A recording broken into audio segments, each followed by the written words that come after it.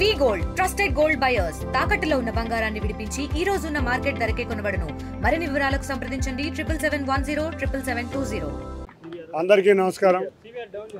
గత 4 రోజుల నుంచి వణికించిన తుఫాను గౌరవ ముఖ్యమంత్రి వర్యులు ప్రతినిత్యం మానిటరింగ్ చేసి ప్రాణ హాని లేకుండా బయటపడ్డాం. కానీ తెలంగాణ ప్రాంతంలో కురుస్తున్న భారీ వర్షాల వల్ల ఈ మున్నేరు పొంగి జగ్గైపేట నందిగామ నియోజకవర్గాల్లో ప్రవహిస్తా ఈ ఉధృతి వల్ల ఎన్నో పంట పొలాలు కూడా కొంచెం మునిగినాయి. వీటిని పరిశీలించడానికి గౌరవ మంత్రివర్యులు సత్యకుమార్ యాదవ్ గారు ఎమ్మెల్యేలు అందరం కలిసి ఇక్కడికి రావడం జరిగింది. ఇక్కడ పరిశీలించిన తర్వాత పోలంపల్లి కూడా వెళ్ళి అక్కడ కూడా పరిశీలించుకుని ఇక్కడ జరుగుతున్న రేపు వాటర్ ఫ్లో ప్రకారం ఏ విధంగా రాబోతుంది తెలంగాణ నుంచి దీన్ని సమీక్షించారు. ఆల్రెడీ కొంత ఫ్లో తగ్గిందని తెలంగాణ ప్రాంతం నుంచి ఫ్లో తగ్గిందని సమాచారం ఉంది. దాని ప్రకారం ఎటువంటి చర్యలు తీసుకువెళ్ళాలి, లోతట్టు ప్రాంతాలు ఏమైనా ఉన్నాయో వాటిని ఎటువంటి చర్యలు తీసుకోవాలో పరిశీలిస్తున్నాం. మొన్న ముఖ్యమంత్రి చెప్పిన కాడి నుంచి కూడా నందిగామ కానీ జగ్గైపేట కానీ ఎమ్మెల్యేలు అందరూ కూడా రాత్రిపూట కూడా ప్రతి చోట మునిగిన ప్రాంతాలకి పునరావాస కేంద్రాలకు వెళ్ళి సమీక్షించారు. వారు అందరూ ఆ విధంగా సమీక్షించడం వల్ల అందరం కూడా చాలా ముప్పుని కూడా బయటపడినందుకు ఇక్కడ ఇటువంటి యంత్రాంగం అంతా కూడా జిల్లా యంత్రాంగం కూడా అదే దృష్టి గత 5 రోజుల నుంచి హెచ్చరించడం వల్లే చాలా పెద్ద ముప్పు కూడా తప్పి ఇవాళ అతి తక్కువ దీంతో మనం బయటపడటం జరిగింది. కాబట్టి ఇవన్నీ పరిశీలించిన తర్వాత ఎటువంటి కార్యక్రమాలు చేయాలో అందరం కూర్చొని సమీక్షించాం. మోంతా తుఫాను నుండి గౌరవ ముఖ్యమంత్రి సమర్థ నాయకత్వం వల్ల మొత్తం యంత్రాంగాన్ని అప్రమత్తం చేసి తుఫాన్ని ఎదుర్కోవడానికి చేసిన సన్నద్ధత కార్యక్రమాల కారణంగా సమర్థవంతంగా ఎదుర్కోగలిగాం.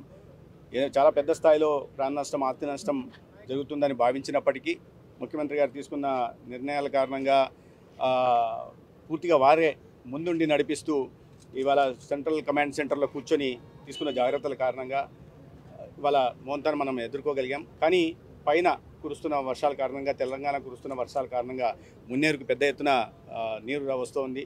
మొన్న దాకా కేవలం 2000-3000 క్యూసెక్కులు మాత్రమే ఇన్ఫ్లో ఉంటే ఇవాళ పెరుగుతూ ఇప్పుడు దాదాపు 1.5 లక్షల క్యూసెక్కుల దాకా కూడా నీరు చేరింది. చాలా చోట్ల లింగాల, పెనుగంచి ప్రోలు, అక్కడ కాజువేల పైన పారుతున్న కారణంగా ఇవాళ జిల్లా యంత్రాంగం అప్రమత్తమై అక్కడ లింగాల దగ్గర స్కూల్లో రీహాబిలిటేషన్ సెంటరు, అదేవిధంగా పెనుగంచి ప్రోలు, అదేవిధంగా పోలంపల్లి ఈ ప్రాంతాల్లో కూడా రీహాబిలిటేషన్ సెంటర్స్ పెట్టి వారిని లోతట్టు ప్రాంతాలు వారిని సురక్షితంగా రీహాబిలిటేషన్ రిలీఫ్ సెంటర్కి తరలించి కావాల్సిన వసతులు కూడా ఏర్పాటు చేయడం జరుగుతుంది.